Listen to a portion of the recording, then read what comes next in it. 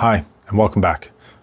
Today I wanted to talk about some different laminating techniques, primarily around laminating different types of corners.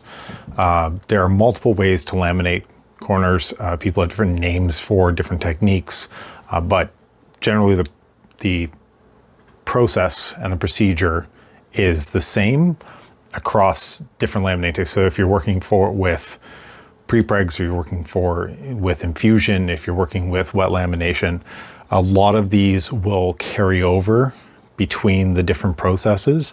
And again, everybody's got different names for them, but there's multiple ways to solve a problem. And I'm just going to go through a couple of different versions and what they might be used for. So starting off, let's just say you have a very sharp corner. Now, I know that 90-degree angles might be the bane of a laminator's existence, or less than 90-degree angles, but they are possible. You can accomplish them fairly easily if you just take some time and some care, which in the future I will be demonstrating with actual materials, but for now it's just going to be whiteboard. So let's say you're laminating this corner. Let's say it's a 90-degree corner. There's a couple of different things that you can do to make sure that you achieve this corner. But one of the things I want to bring up is the different ways you can laminate a corner and what they're used for. Now, normally when you end up seeing this, one of the primary ways you might want to laminate this corner is sticking your first piece of material down, butting into the corner, and then bring your second piece of material down and over about 10 mil. Now, this is fine, but one of the issues that you might run into, if this is not a visual corner, this is probably not the best way to laminate this. If this is a visual corner, it might be the only way to laminate it. The reason why this isn't great is because when you look at this on its own, where you have your one piece of material and then you have your other piece overlapping, there's nothing actually protecting this area right here from impact and delamination. So if you have a part that has your outside layer bonded through, with your overlaps, bonded to the inner layer, if anything strikes this corner, it can actually cause this to delaminate and then peel off. So you want to avoid using this sort of corner unless you are going to be clear coating your part or you're going to be covering with something. But if it's a visual layer, you have to use this because otherwise the other way will look ugly. But what I would actually suggest are two different versions of how to laminate this corner. One is going to be using something called a trim strip. So we use this a lot in tooling, where what you'll do is you'll actually laminate a strip of material in the corner. Some people call it slip joints as well. I've heard that term used online.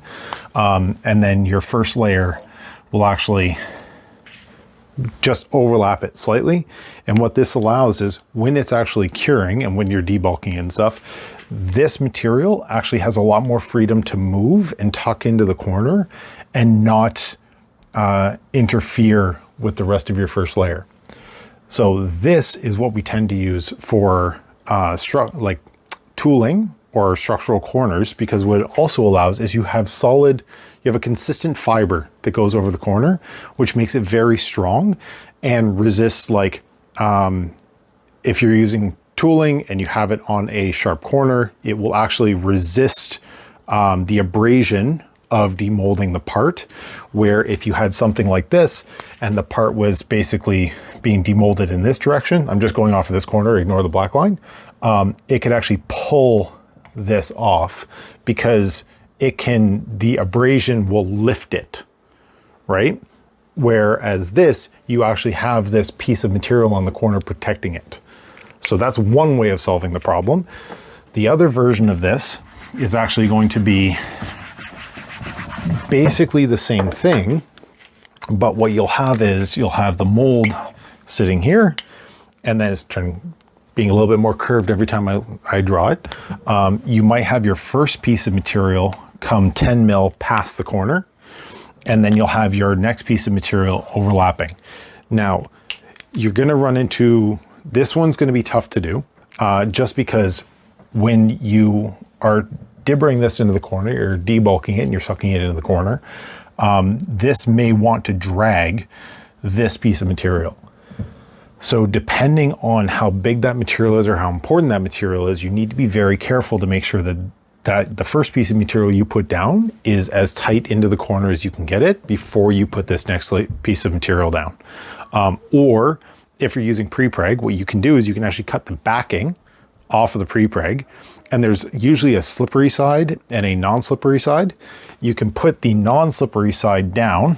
I don't want to use the same color. You can put the non-slippery side down on top of the red, so the slippery side is touching the green, and make sure you leave this. So let's say this is a 10 mil around the corner. You can leave it back. You can leave this first layer back about 5 mil, so you can still access this, and then you can debulk it. And when you debulk it, you're gonna then dibber into the corner, which the slippery part of the backing will allow this piece to slide in the corner without disturbing this. And then after you debulk it, you can lift this corner up a tiny bit and you can pull it off. Again, these are all things I'll demonstrate later, not this video, but soon. And what they'll allow you to do is make sure everything is tight into the corner, and then you're able to have all of your overlaps, and you're not going to ruin the rest of your first layer. Because especially if it's a visual part, the last thing you want to do is you want to disturb this. You don't want any pulls in your fiber and stuff. We've all seen that on pre-preg, wet lam, infusion, all different types of laminate. We've all seen fiber pulls. We've all seen weave distortions, all of that. I'm just trying to help you avoid that. So there's a couple different ways to laminate a corner. This is one of them, or this is a couple of them.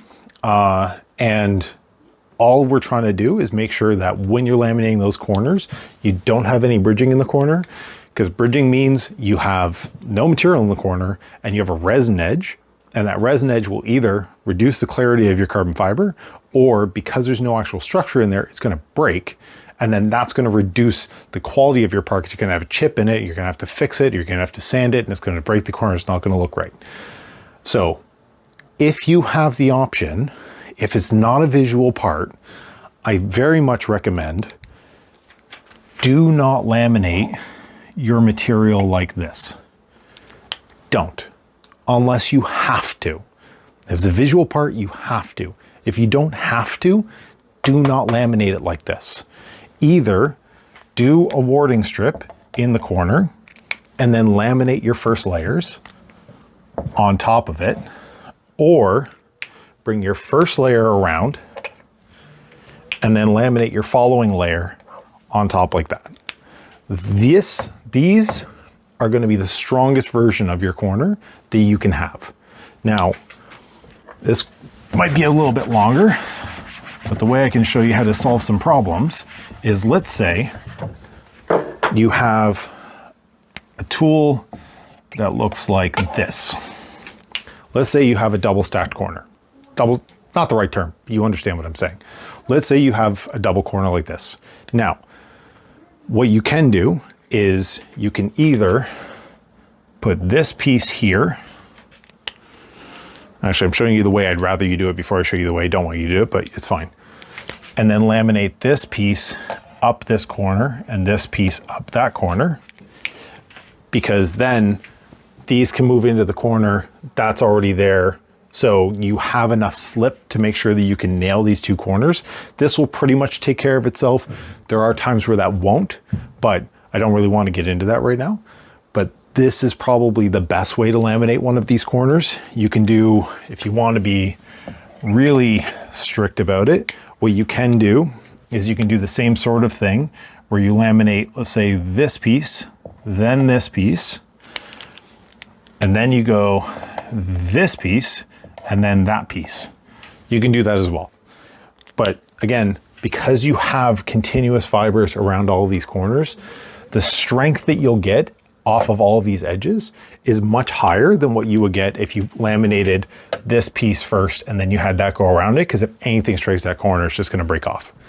So that's just one way to look at 90-degree corners and most corners. This also works if you have radiuses and it goes either way, convex or concave. It works in all of those situations, but this is probably the strongest way that you're going to laminate a corner.